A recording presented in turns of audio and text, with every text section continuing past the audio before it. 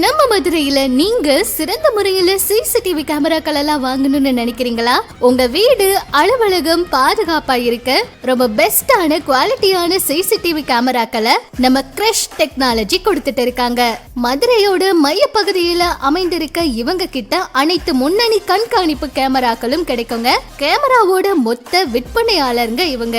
மொத்த விற்பனை விலைக்கு தமிழ்நாடு முழுக்கவே இவங்க டெலிவரியும் பண்ணி கொடுத்துட்டு இருக்காங்க.